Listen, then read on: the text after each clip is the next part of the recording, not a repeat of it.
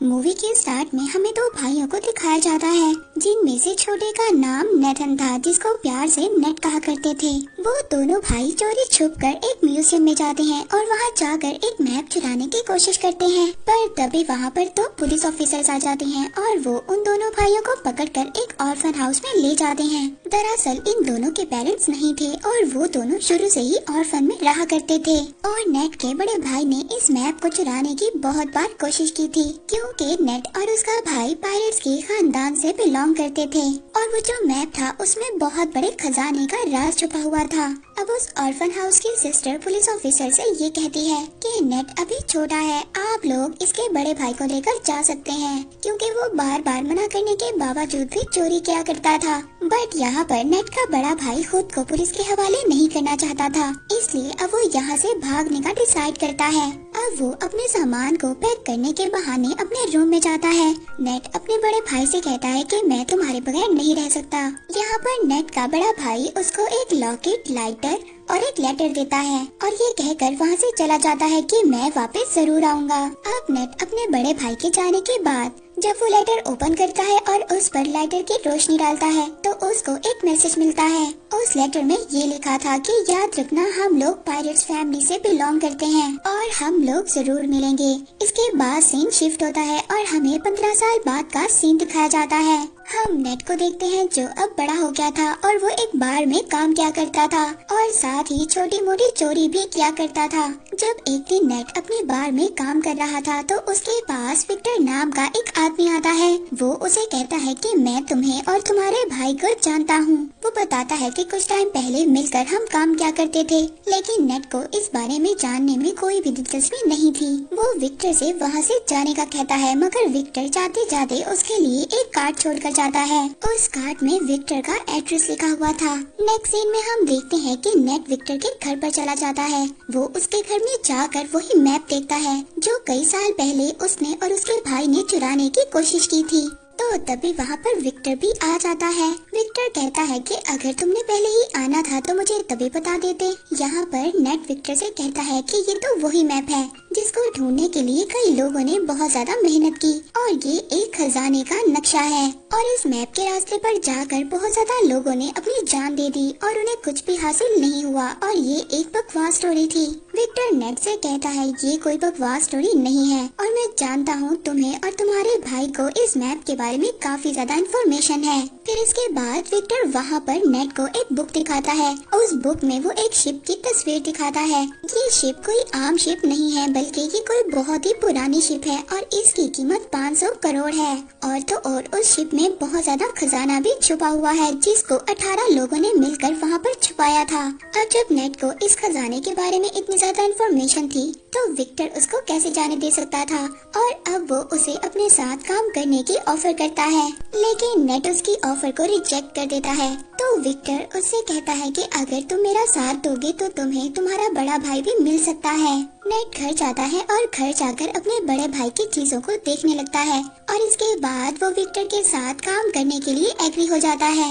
अगली सुबह हम देखते हैं नेट विक्टर को एक क्रॉस का साइन दिखाता है। वो कहता है कि ये कोई क्रॉस का साइन नहीं है, बल्कि उस खजाने तक पहुंचने की चाबी है। जिस पर विक्टर कहता है कि इसमें से एक चाबी तो मेरे पास है और दूसरी चाबी हमें जल्दी चुरानी होगी। विक्टर नेट को बताता है कि इसके साथ की दूसरी चाबी एक ऑक्शन कंपनी में है और बहुत जल्दी वो उस चाबी को नीलाम करने वाले हैं और जल्दी हमें उस चाबी को वहाँ से चुराना होगा। अब विक्टर उस कंपनी में जाकर उस चाबी को चुरा लेता है। उस चाबी को चुरा कर जब वो वहाँ से आ रहा था तभी वहाँ पर एक लड़की आती है जिसका नाम ब्रैड था और वो विक्टर के गले पर नाइफ रखकर कहती है कि ये चाबी मुझे दे दो और ये सब कुछ वो अपने बॉस के कहने पर कर रही थी और ये लड़की विक्टर की पुरानी दुश्मन भी थी। अब जब वो दोनों उस चाबी के लिए फाइट कर ही रहे थे तभी वहाँ पर कुछ गार्ड्स आ जाते हैं। विक्टर उन गार्ड्स का फायदा उठाता है और वहाँ से चाबी लेकर निकलने में कामयाब हो जाता है। अब चाबी को लेते ही सार विक्टर नेट को लेकर बार्सिलोना जाता है। वहाँ पर उनको फ्रेजर नाम की एक लड़की मिलती है। फ्रेजर विक्टर को पहले से ही जानती थी, मगर वो नेट को नहीं जानती थी। फ्रेजर विक्टर विक्टर से पूछती है कि ये कौन है। तो विक्टर फ्रेजर से कहता है कि ये तो मेरा पुराना दोस्त है। यहाँ पर नेट को पता चलता है वो दूसरी चाबी विक्टर के पास नहीं बल्कि फ्रेजर के पास है। तो नेट विक्टर से कहता है कि तुमने मुझसे झूठ क्यों बोला। फ्रेजर कहती है कि शायद तुम इसके बारे में सही तरह से नहीं जानते। अब जब वो दोनों आपस में बहस कर ही रहे होते हैं तभी वहाँ से फ्रेजर वो चाबी लेकर वहाँ से भाग जाती है। नेट फ्रेजर के पीछे भाग रहा था और फ्रेजर आगे थी। फ्रेजर अपनी कार में बैठकर वहाँ से निकलने की कोशिश करती है मगर नेट उसकी गाड़ी के आगे आ जाता है। तो वहाँ पर विक्टर भी आ जाता है। वो फ्रेजर से कहता है कि अगर तुम्हें सारा खजाना चाहिए तो ले लो, मगर ये तुम नहीं जानती कि ये चाबी कहाँ और किस वक्त लगेगी और इन सब के बारे में सिर्फ नेट को ही पता है। ये बात सुनने के बाद फ्रेजर उन दोनों के साथ काम करने के लिए तैयार हो जाती है। नेट उन लोगों को बताता है कि बहुत सालों पहले उन 18 लोगों ने उस खजाने को चर्च में छुपाया था। अब वो तीनों चर्च में पहुंच जाते हैं। वहां पर पहुंचने के बाद नेट अपने भाई के दिए हुए कार्ड्स को पढ़ने लगता है जिससे उसे ये बात कंफर्म हो जाती है कि वो सही लोकेशन पर है। अब वो तीनों चोरी छुपकर चर्च के बेसमेंट में पहुंच जाते हैं। वहां पर उनको चाबी लगाने की जगह भी मिल जाती है। वो चाबी की जगह एक स्टैचू के नीचे थी। अब यहाँ पर इनको ये बात नहीं पता थी कि चाबी को किस साइड पर घुमाना है। विक्टर बुक में पढ़ता है और कहता है कि दोनों चाबियों को क्लॉकवाइज घुमाना है। ऐसा करते ही उस स्टैचू में से कुछ एरोस निकलने लगते हैं मगर उन तीनों में से किसी को भी कोई नुकसान नहीं होता। इसके बाद दोबारा से रिस्क लेते हुए नेट और फ्रेजर चाबियों को एंटी क्लॉकवाइज घुमाते हैं जिसके बाद स्टैचू के पीछे से रास्ता निकल आता है। वो रास्ता एक गुफा से होकर जा रहा था। फिर नेट यहाँ पर विक्टर से कहता है कि हमें इस रास्ते से गुजरकर एक रास्ते से नहीं बल्कि दो अलग अलग रास्तों से जाना होगा। वो कहता है कि मैं और फ्रेजर एक रास्ते से जाएंगे और तुम अलग रास्ते से जाना। इसके बाद नेट और विक्टर अपने फोन को जीपीएस के साथ कनेक्ट कर लेते हैं। अब नेट और फ्रेजर एक रास्ते से जाते हैं जबकि विक्टर दूसरे रास्ते से जाता है। उस गुफा के रास्ते से जाते जाते नेट और फ्रेजर एक बार में पहुँच जाते हैं। वहाँ पर एक और सीक्रेट रास्ता था जिसके बारे में कोई भी नहीं जानता था। वो लोग उस रास्ते पर जाते इससे पहले वहाँ पर कुछ लोग उन पर अटैक कर देते हैं। नेट वहाँ पर उस आदमी को रोकने के लिए फाइट करता है और फ्रेजर उस रास्ते को ओपन करने की कोशिश करती है। उस दरवाजे के ओपन होते ही नेट और फ्रेजर उस रास्ते से भाग जाते हैं। अंदर जाने के बाद अब उन लोगों को तीसरा दरवाजा नजर आता है जो उसी क्रॉस वाली चाबी से खुल सकता था। फ्रेजर उस दरवाजे को खोलने की जैसे ही कोशिश करती है तो वहाँ पर पानी भरना शुरू हो जाता है क्योंकि उस दरवाजे को खोलने के लिए दूसरे दरवाजे पर चाबी लगाकर पहले उसे खोलना होगा जिसको विक्टर ही खोल सकता था। विक्टर दूसरे साइड वाले दरवाजे को खोलने की कोशिश कर रहा था पर तभी वहाँ पर वही लड़की आ जाती है जिसने पहले भी विक्टर पर अटैक किया था और उन दोनों में जबरदस्त फाइट होने लगती है। दूसरी तरफ नेट और फ्रेजर पानी में फंस गए थे और वहाँ पर बेहोश होने वाले थे। विक्टर उस लड़की को मारकर बेहोश कर देता है और जल्दी से उस दरवाजे में चाबी को लगा देता है। इसके बाद नेट और फ्रेजर बच जाते हैं और सेफली उस दरवाजे से बाहर आ जाते हैं। अब बारी थी फाइनल दरवाजे पर जाने की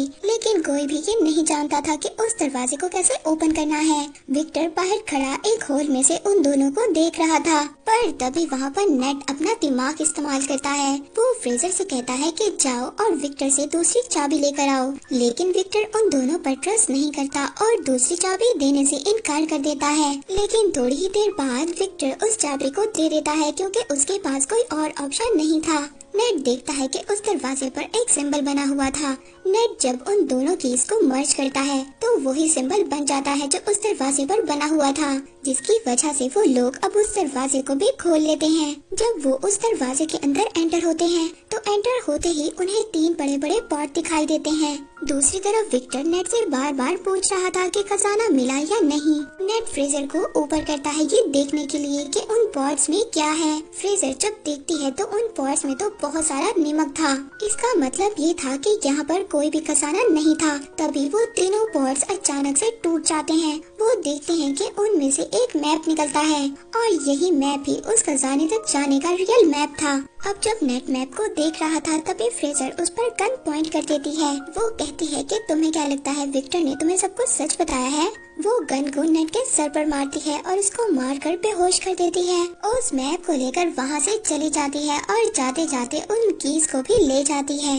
इसके बाद विक्टर नेट के पास आता है। वो देखता है कि नेट बेहोश है। जब नेट को होश आता है तो उन दोनों को पता चलता है कि फ्रेजर उनको धोखा देकर भाग चुकी है। नेट को जब होश आता है तो वो विक्टर से पूछता है कि मेरा भाई कहाँ पर है और तुमने मुझसे क्या छुपाया है। अब विक्टर उसको बताता है कि मैं और तुम्हारा भाई बहुत साल पहले खजाना ढूंढने के लिए निकले थे, जिसके लिए हमें एक बुक को चुराना था, मगर हमने उस बुक को तो चुरा लिया। इसके बाद जब हम वापस आने लगे तो मोरकाडा के लोगों ने हम पर फायर कर दिया। उस फायरिंग में तुम्हारे भाई को एक बुलेट लगी, जिसकी वजह से उसकी डेथ हो गई। ये सुनकर नेट बहुत ज्यादा इमोशनल हो जाता है। वो रोने लगता है। वो विक्टर से कहता है कि तुमने मेरे भाई को मरने के लिए छोड़ दिया था और अब तुम दोबारा से उस खजाने तक पहुंचने के लिए मेरा इस्तेमाल कर रहे हो। तो विक्टर कहता है कि ठीक है, मैंने झूठ बोला, मगर तुम्हारा भाई भी यही चाहता था कि उसके मरने के बाद तुम उसके ड्रीम को पूरा करो। नेट विक्टर से कहता है कि ठीक है, मैं उस खजाने तक अपने भाई के लिए जरूर जाऊंगा। इसके बाद हम दोनों के रास्ते अलग अलग होंगे। इसके बाद हम फ्रेजर को ब्रेड और उसके बॉस के साथ देखते हैं, यानी कि फ्रेजर इन दोनों के लिए काम कर रही थी। अब जो ब्रेड का बॉस था वो ब्रेड से कहता है कि आज के बाद तुम फ्रेजर के अंडर काम करोगी। और इसके बाद ब्रेड का बॉस अपनी पूरी टीम को लेकर खजाने की तलाश में प्लेन में बैठकर निकल जाते हैं और वो अपने साथ जरूरत के सामान को भी ले लेते हैं। प्लेन में बैठा ब्रेड का बॉस सबसे यही कह रहा था कि वो खजाना मेरा था और वो कई साल पहले मेरे खानदान से गुम हो गया था। लेकिन तभी ब्रेड अचानक से आकर पीछे से अपने बॉस का गला काट देती है। बॉस को मारने के बाद फ्रेजर अब ये समझ आती है कि ये उसको भी मार देगी, इसलिए वो अपनी जान बचाने के लिए प्लेन्स में जो कार थी उसमें छुप जाती है। इस पर ब्रेड अपने आदमियों से कहती है कि फ्रेजर तुम्हें जैसे ही नजर आए तुम उसको फौरन से फायर कर देना। अब वो लोग फ्रेजर को वहाँ पर ढूंढ ही रहे थे, तभी हम नेट और विक्टर को देखते हैं जो एक कार की डिक्की में छुपकर उस प्लेन में आ गए थे। अब जब वो सभी लोग फ्रेजर को ढूंढ रहे थे, इस बात का फायदा उठाकर नेट और विक्टर उस मैप को चुरा लेते हैं। इसके बाद ब्रेड और फ्रेजर में भी फायरिंग स्टार्ट हो जाती है। वो एक दूसरे पर फायर कर रही होती हैं। विक्टर नेट से कहता है कि हमें मैप मिल चुका है, इसलिए हमें जल्दी से पैराशूट लेकर यहाँ से जाना होगा। यहाँ पर विक्टर पैराशूट लेकर जंप मार देता है, मगर नेट वहीं पर रुक जाता है और ब्रेड से कहता है कि तुमने मेरे भाई को मारा था। वो वहाँ के सभी कार्गो को पैराशूट से अटैच कर खोल देता है, जिससे कि प्लेन का सारा सामान बाहर गिरने लगता है। वहाँ पर ब्रेड के लोग नेट और विक्टर पर फायर करने लगते हैं। तभी वहाँ पर नेट का पाँव कार्गो में लगी बेल्ट में फंस जाता है और वो उस सामान के साथ ही बाहर हवा में उड़ने लगता है।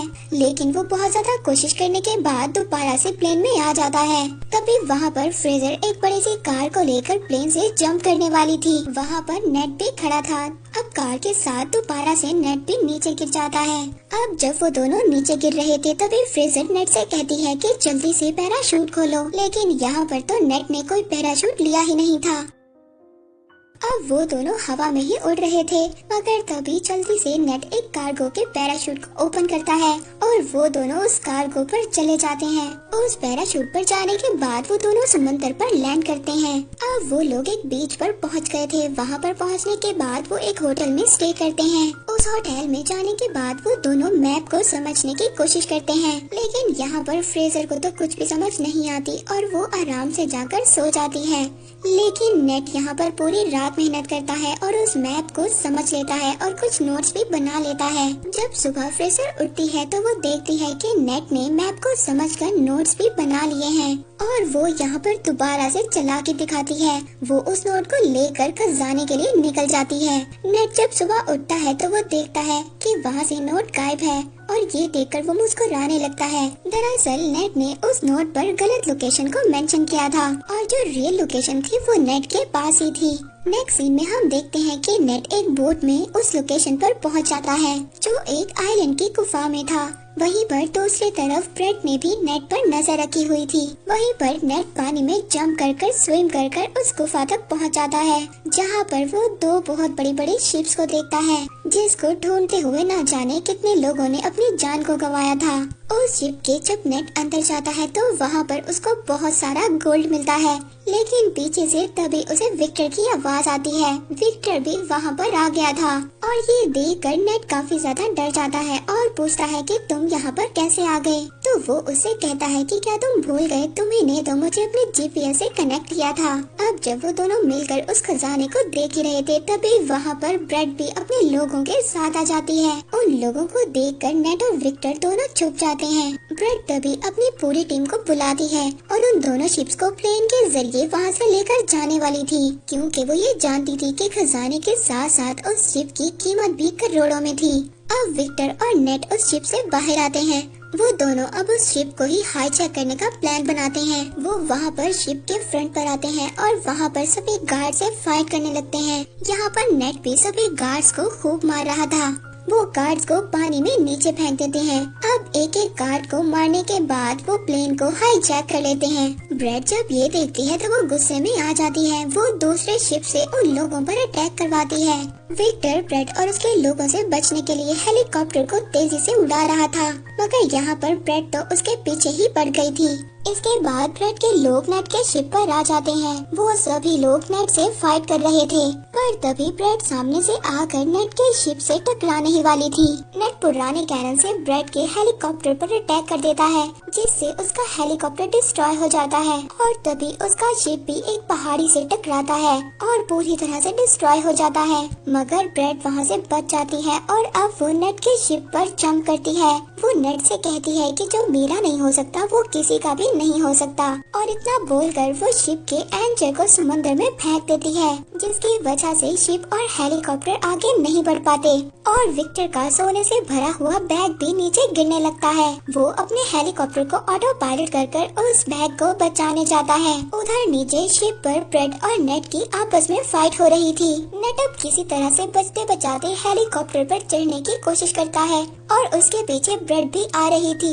विक्टर यहाँ पर गोल्ड से भरे हुए बैग को सैक्रिफाइस कर देता है। वो ब्रेड पर देकर मारता है, जिसके बाद ब्रेड पानी में जाकर गिरती है। लेकिन तभी वो शिप जो हेलीकॉप्टर से लटक रही थी उसकी रस्सी भी टूट जाती है। अब नेट को तो विक्टर किसी तरह से ऊपर खींच लेता है, लेकिन वो पूरी की पूरी शिप ब्रेड के ऊपर गिर जाती है, जिसकी वजह से अब उसकी डेथ हो जाती है और वो शिप वहीं पर टूटकर तैरने लगती है। नेट विक्टर से कहता है कि हम ये गोल्ड अभी भी हासिल कर सकते हैं, लेकिन विक्टर उसको मना कर देता है। वो कहता है कि अब ये सारा सोना गवर्नमेंट का हो चुका है और वो लोग उसे लेने के लिए आ रहे हैं। जिसके बाद विक्टर दुखी होकर हेलीकॉप्टर चलाने लगता है।